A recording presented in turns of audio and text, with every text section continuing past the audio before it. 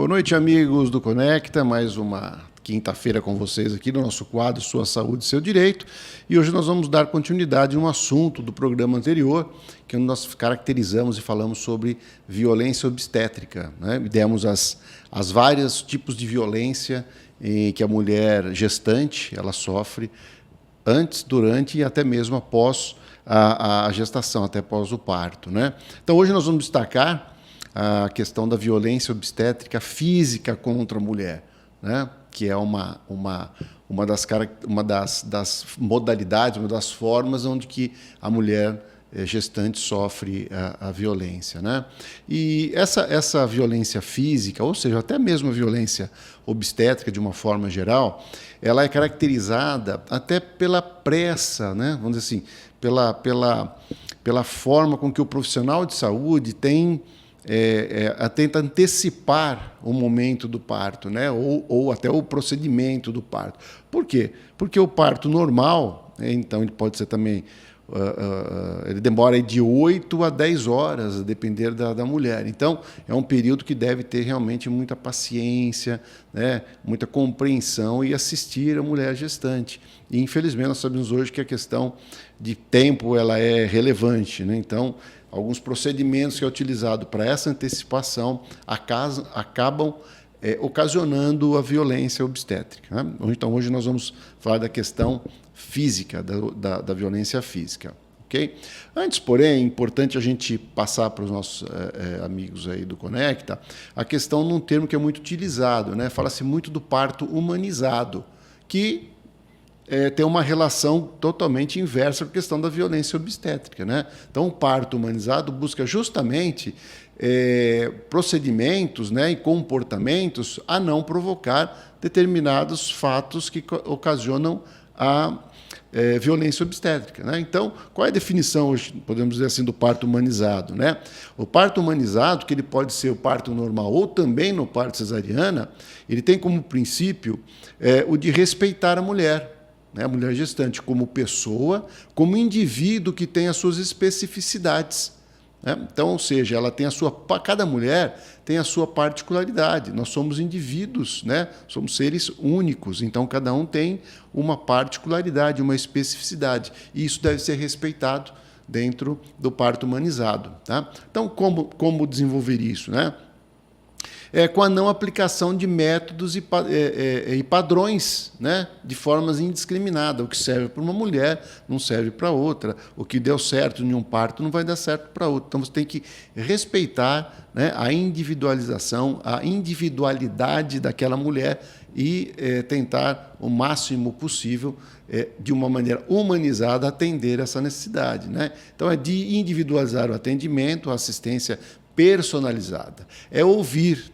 Mais que ouvir, é escutar e atender os desejos dessas mulheres, né, dentro das possibilidades clínicas e fisiológicas.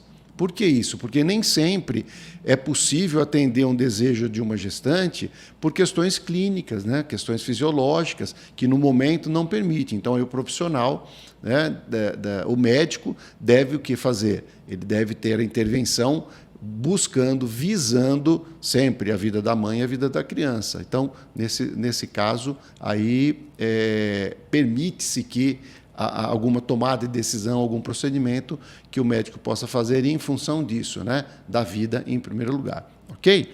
Então, vamos lá.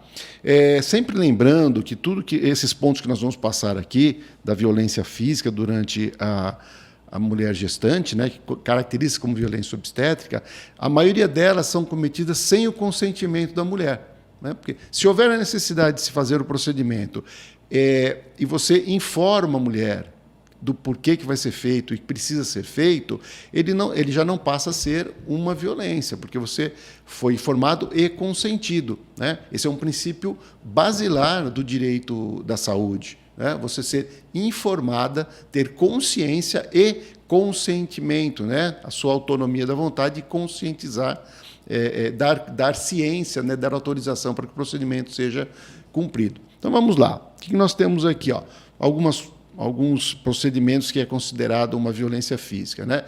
Exigir jejum prolongado ou jejum absoluto, né, antes de um parto normal, um parto cesárea.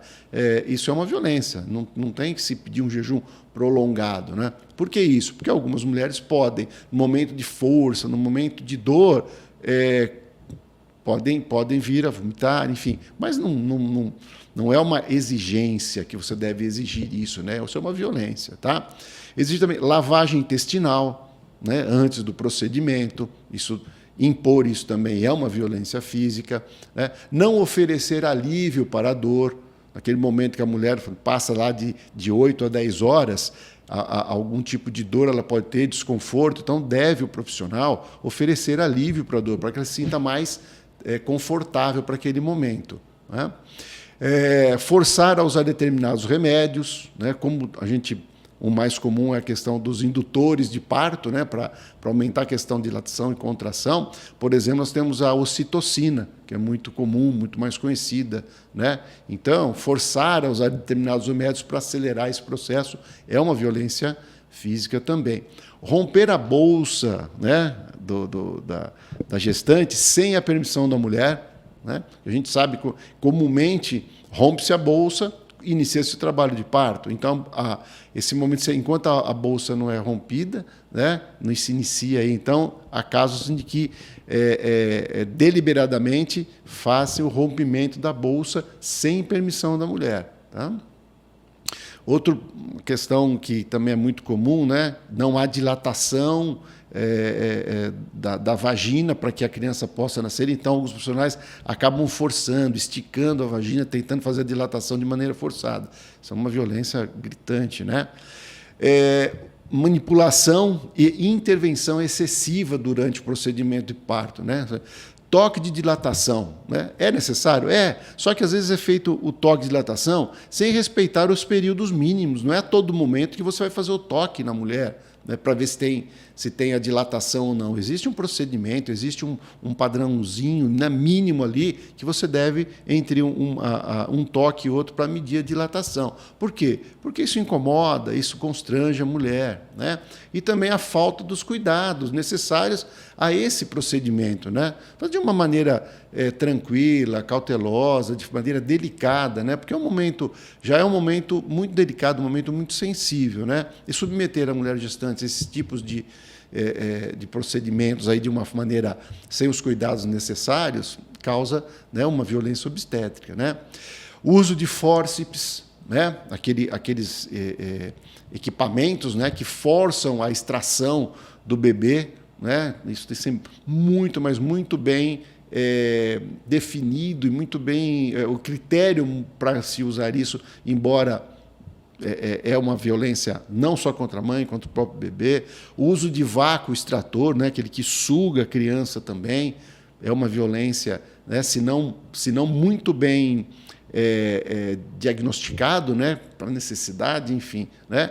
Até a cesariana desnecessária. Né? Por questão de tempo, como nós falamos, alguns profissionais induzem a mulher a uma cesárea porque está demorando muito e não havia necessidade. Era só dar um pouco mais de tempo, um pouco mais de paciência para que a dilatação acontecesse, as contrações, enfim, isso caracteriza também. Né?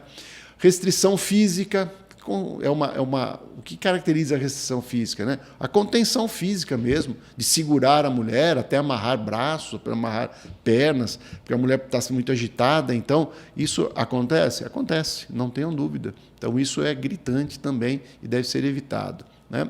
Uma outra violência que tem diminuído muito, mas era comum, né, é conhecida como manobra de Christeler, que é aquele procedimento onde chega-se até uma profissional subir na barriga da gestante e empurrar a criança, forçar, né, a barriga da gestante para a saída do bebê. Isso além de uma violência contra a mulher, também causa muitos danos para o bebê, porque está fazendo uma força que não é desnecessária, né?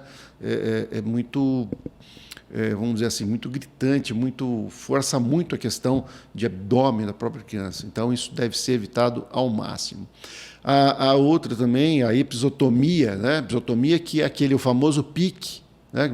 Precisou fazer um pique no períneo para aumentar o espaçamento da saída da vagina da criança, que é um pequeno corte ali entre o ânus e a vagina, de forma a aumentar o espaço para a criança sair.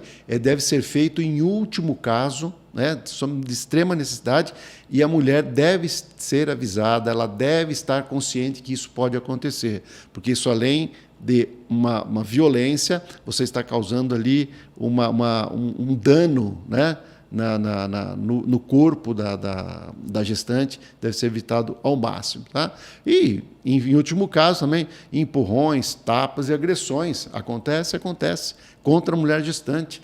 Na tentativa de acalmá-la ou de estimulá-la, alguns profissionais acabam agredindo fisicamente, não de forma excessiva, mas isso deve ser evitado ao máximo. Ok? Então, está aqui alguns pontos que são passados. Se você passou por isso, sabe de alguém que passou e julga que aquele momento foi normal? Não, não foi. Isso aí caracteriza uma violência obstétrica, uma violência física, e deve ser combatido, e busque seus direitos para que isso seja corrigido de maneira exemplar. Né? Os tribunais já têm decidido a respeito disso. Ok? Então, é uma breve complemento aí do assunto, e para o próximo programa nós vamos falar sobre a violência psicológica, né? Violência verbal e a violência psicológica, que acontece muito durante o momento do parto, né? Da gestante. Ok? Lembrando, amigos, que nós estamos aqui sempre aguardando a sua indicação, a sua dica daquele assunto que você gostaria de ver discutido. Então, pode mandar a sua dica aí pelo Facebook e Instagram, Júnior Dezuani, tudo junto, ou pelo WhatsApp aqui do Conecta, que é o 17 992 48 9494. Ok? Boa noite, amigos. Até quinta-feira que vem.